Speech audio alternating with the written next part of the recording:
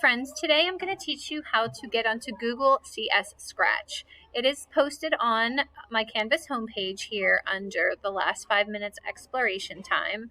When you click on that link, it will take you to this sign-in course. As a student, make sure you use the cat side that says I'm a student. After you click that, click sign in with Google, choose your name, and then you'll have a dashboard here. Everything that I've assigned will appear in here. As a student, you will only see one grade level's worth of content. Under that grade level, you will see the units that we are on, and I will direct you to which unit we're choosing.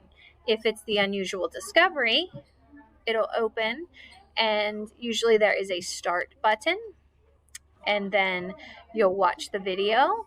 And oftentimes on the right side, there will be links for a starter project. So you can click that link for a starter project. It does take a few moments to load, and you should see your name instead of K Teacher in the upper right hand corner.